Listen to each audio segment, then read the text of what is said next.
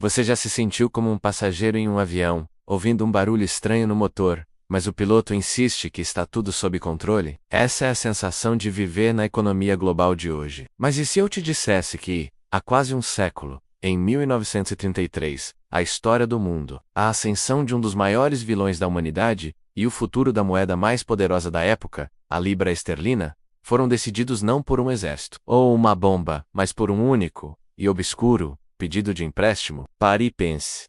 Seu salário, seu aluguel, o preço da gasolina. Tudo isso está à mercê de decisões financeiras secretas, tomadas a portas fechadas por elites invisíveis. E se você não entende como o dinheiro é a verdadeira arma da geopolítica, você é apenas o dano colateral, o pagador final da conta. Fique comigo, porque a história desse empréstimo não é apenas sobre Hitler. É sobre como a instabilidade financeira é usada para forçar nações a se curvarem, e como o controle do crédito é, na verdade, o controle do poder. Se você valoriza a sua liberdade financeira e quer entender as manobras que moldam seu futuro e o seu bolso, aproveite agora para se inscrever no canal e ativar o sino, porque o que está prestes a ser revelado é a matriz de controle que governa o seu dinheiro. Para entender a gravidade desse único pedido de empréstimo, precisamos voltar ao início de 1933.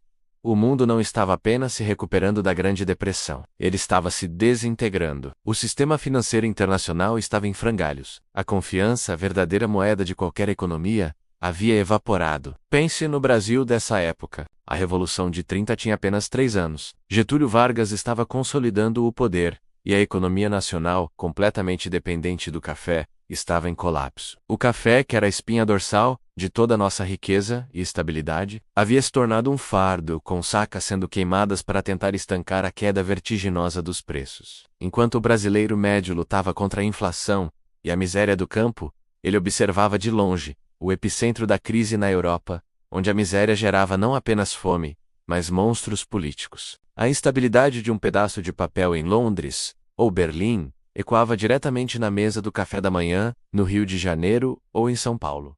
Essa conexão, a fragilidade compartilhada, é o ponto central. Na Europa, a Alemanha estava de joelhos, financeiramente falando. O Tratado de Versalhes havia forçado o país a pagar reparações de guerra esmagadoras. A hiperinflação dos anos 20 havia pulverizado a poupança de milhões de cidadãos, e agora, a Grande Depressão finalizava o serviço. O terreno era fértil para promessas radicais. Em janeiro de 1933, Adolf Hitler assume o cargo de chanceler da Alemanha, apoiado em 2 promessas gigantescas: restaurar a honra nacional e, mais importante para o contexto que vamos analisar, acabar com o desemprego. Ele prometeu empregos, estradas e uma nova Alemanha.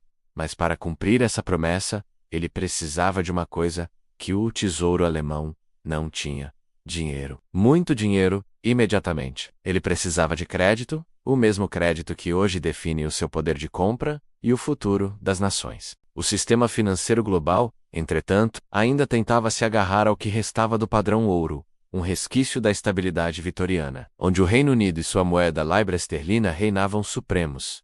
A libra era mais do que uma moeda, era o pilar da confiança global, a âncora que mantinha o comércio internacional em curso. Sua estabilidade era o dogma. Mas nos bastidores, o Banco da Inglaterra, sob a liderança de Montague Norman, estava aterrorizado. Eles já haviam sido forçados a abandonar o padrão ouro em 1931, um golpe humilhante que expôs a fragilidade do império. Eles estavam desesperados para recuperá-lo. É neste cenário de fragilidade global, desespero alemão e obsessão britânica por estabilidade que surge o protagonista silencioso da nossa história: a necessidade alemã de um empréstimo. Não um empréstimo de guerra ou um empréstimo de rearmamento, pelo menos não explicitamente. Era um empréstimo de curto prazo do emergência, para a máquina estatal. Hitler, esperto, sabia que precisava de uma vitória econômica rápida para solidificar seu poder. E ele se voltou para a fonte do poder financeiro mundial da época: o Banco da Inglaterra. A decisão de Londres de fornecer ou negar esse crédito não era apenas uma transação contábil. Era uma decisão que pesava o futuro da Europa. Se o empréstimo fosse concedido, ele daria a Hitler o fôlego financeiro inicial,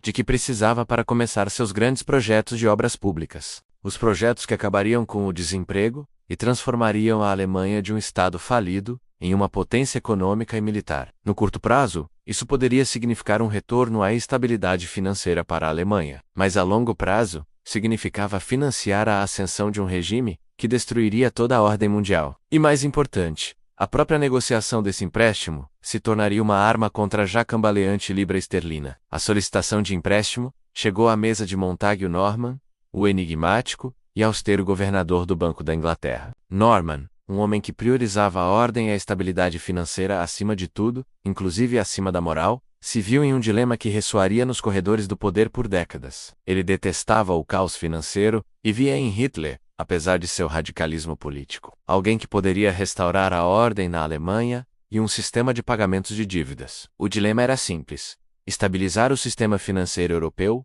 a curto prazo, correndo o risco de empoderar um monstro a longo prazo. No entanto, o Banco da Inglaterra já estava sob enorme pressão de outros credores, principalmente os Estados Unidos, que viam a política isolacionista de Hitler como uma ameaça à cooperação internacional. A notícia de que Londres estava sequer considerando financiar o novo regime nazista se espalhou como um incêndio nos mercados de câmbio. A libra esterlina, a moeda que o mundo inteiro confiava, começou a tremer. Para os investidores globais, a simples hesitação de Norman em negar o crédito a Hitler sinalizava uma profunda incerteza na política monetária britânica. Seria o Reino Unido cúmplice de um rearmamento alemão, violando os acordos de Versalhes? A dúvida era letal. E o medo de um Reino Unido comprometido com uma Alemanha nazista fez com que a confiança na libra despencasse. O preço da libra começou a cair drasticamente, forçando o Banco da Inglaterra a intervir no mercado, gastando valiosas reservas de ouro e moeda estrangeira para tentar manter seu valor. O custo financeiro de simplesmente considerar o empréstimo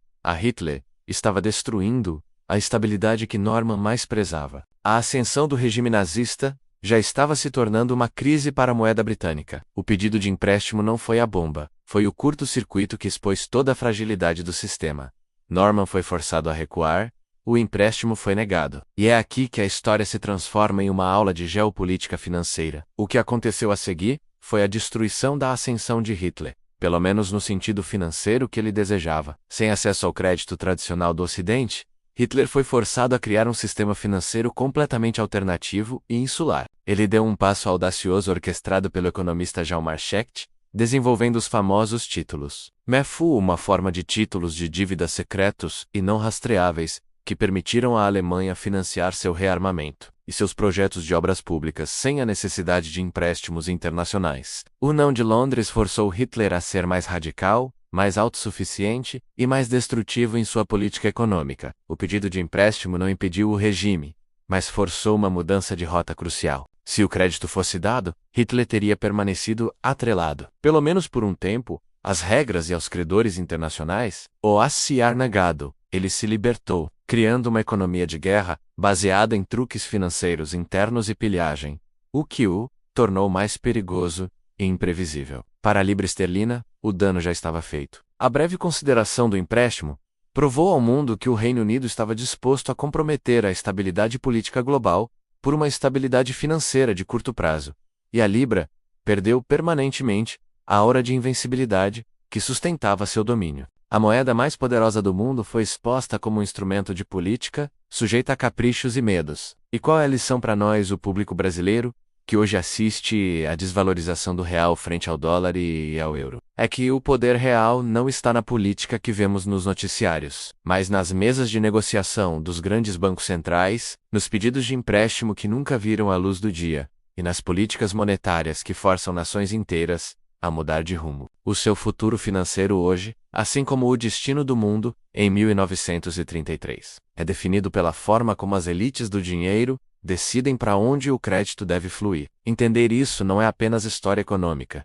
É sobrevivência. É sobre reconhecer que a dívida é a arma silenciosa mais potente da história. O preço de não saber quem está no controle do fluxo de dinheiro é a sua liberdade financeira. Se este conteúdo lhe deu a perspectiva necessária para se proteger e enxergar a matriz financeira, compartilhe este vídeo com alguém que precisa urgentemente abrir os olhos para as verdades do dinheiro.